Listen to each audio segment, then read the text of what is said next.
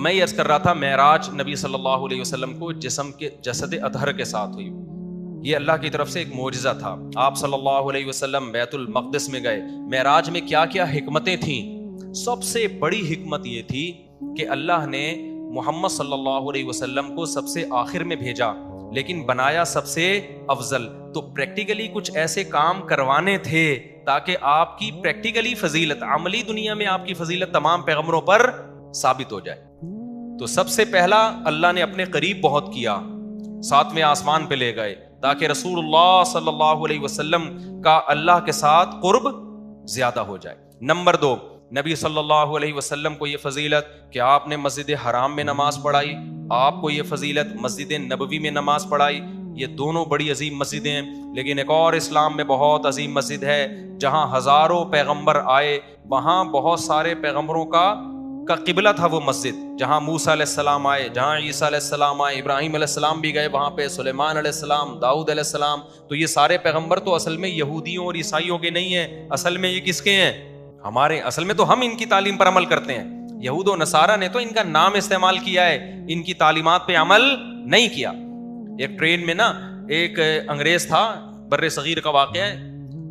تو اس نے ایک مولوی صاحب کو دیکھا، تم نے داڑھی دیکھی کہ تم نے کیسی صورت بنائی ہوئی؟ انہوں نے کہا جیسے تم ایسی بنائی جیسے تمہارے پیغمبر عیسیٰ علیہ السلام کی تھی.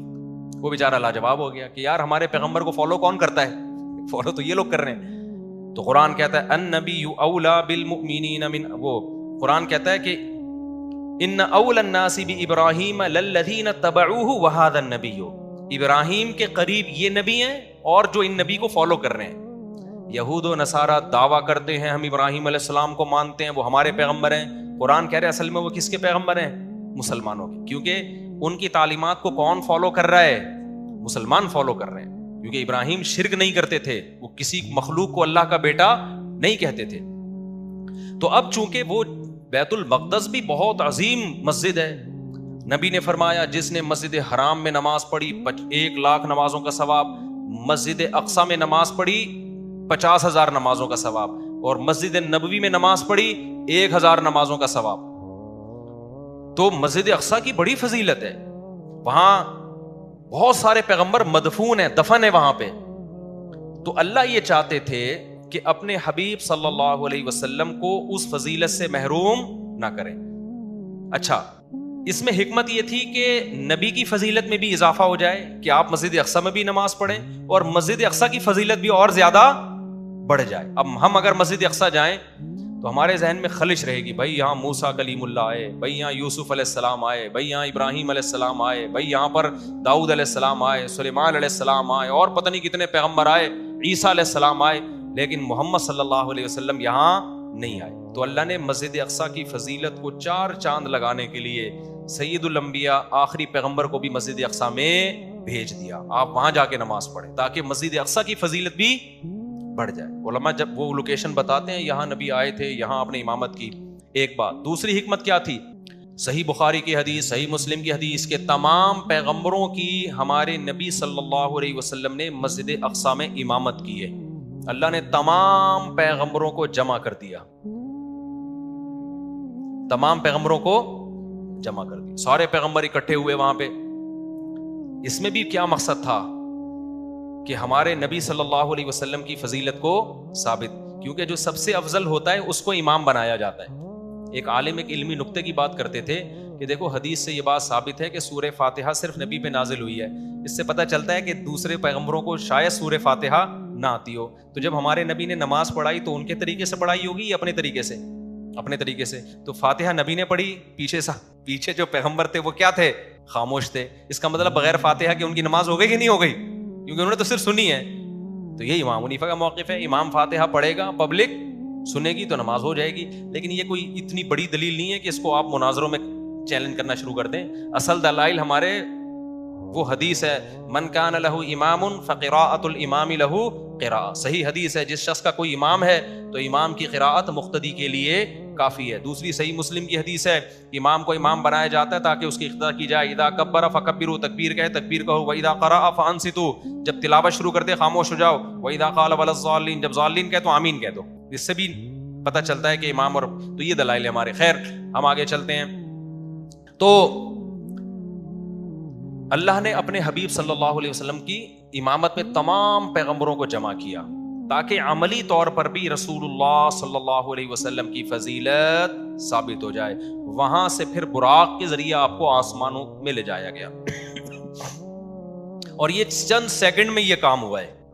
اب یہاں پر جو ملحد لوگ ہیں وہ کہتے ہیں یہ کیسے ممکن ہے. ہم کہتے ہیں جب کائنات نہیں تھی پہلی مرتبہ اللہ نے بنا دی, یہ عقلاً ممکن ہے؟ بھائی وہ دھماکہ ہوا تھا نا بگ بینگ تھیوری, ڈھین کر کے کائنات بن گئی تھی, تو دھماکہ خود بخود کیسے ہو گیا؟ انرجی کہاں سے آئی؟ خدا نے اپنی طاقت سے اتنی انرجی پیدا کر دی جو مادے میں تبدیل ہوئی, اور یا مادہ انرجی میں تبدیل ہوا, جو بھی ہوا وہ تو وہاں بیٹھا ہوا کوئی دیکھ رہا ہوگا تو بتا سکتا ہے کیا ہوا تھا. تو وہ جب بغیر سبب کے اتنی بڑی کائنات کو بنا سکتا ہے, اس کا مطلب وہ کچھ کرنے میں کسی سبب کا محتاج نہیں ہے. تو اللہ تعالیٰ کے لیے یہ نبی نے نہیں کیا. اگر نبی نے خود کیا ہوتا تو ایک اعتراض بنتا تھا, بھائی اتنے تھوڑے سے عرصے میں آپ مسجد اقصیٰ سے کیسے ہو کے آ گئے؟ یہ کام کس نے کیا ہے؟ اللہ نے کیا. تو اللہ سب کچھ کر سکتا ہے. اعتراض جب بنتا تھا جب ہم کہتے ہیں یہ محمد صلی اللہ علیہ وسلم نے خود یہ کر لیا ہے, پھر اعتراض بنتا تھا. دوسری بات یہ کہ رسول اللہ صلی اللہ علیہ وسلم کو جو معراج کروائی گئی, اس کی ایک بہت بڑی حکمت یہ بھی تھی تاکہ نماز کی جو فرضیت ہے نا وہ عام احکام کی طرح نہ ہو. معراج پہ بلا کے نبی کو نمازیں دی گئی ہیں تاکہ امت نماز کو دیگر اسلامی احکام کی طرح نہ سمجھے.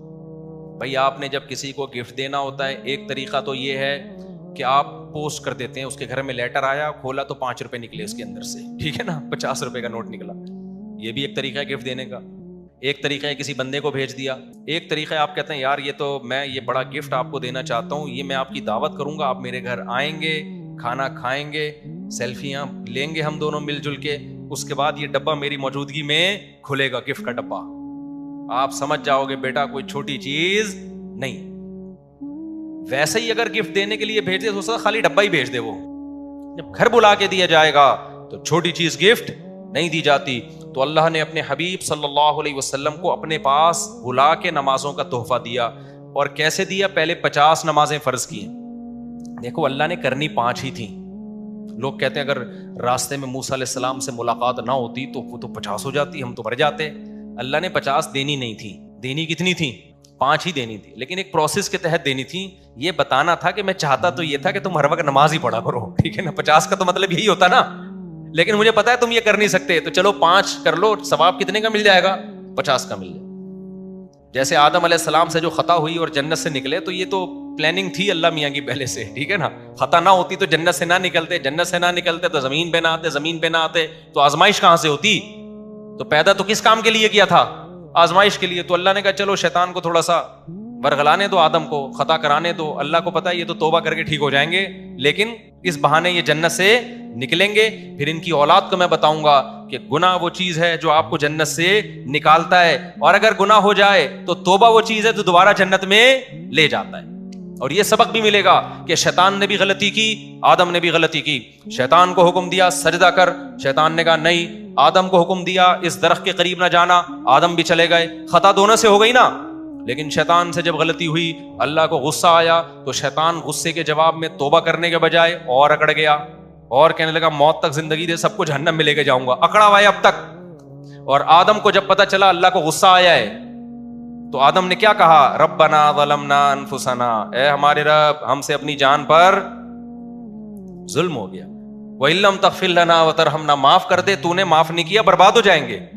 ثُمَّ اجْتَبَاهُ رَبُّهُ, اللہ کہتے ہیں ایسی پسند آئی توبہ, ہم نے آدم کو دوبارہ منتخب بنا دیا. تو ہم شیطان کی اولاد ہیں یا آدم کی؟ تو کام شیطان والے کرنے یا آدم والے؟ ہمارے ایک دوست ہیں مسقط میں, انہوں نے کارڈ چھپایا کہ اولاد آدم کی طرف سے حسن قرات کا انتظام کیا گیا ہے. ان کے دادا آدم نام ہے ان کے دادا کا, تو ان کے دادا کی اولادوں نے کوئی حسن قرات کی محفل کا انتظام کیا نا, تو کارڈ آیا اولاد آدم کی طرف سے.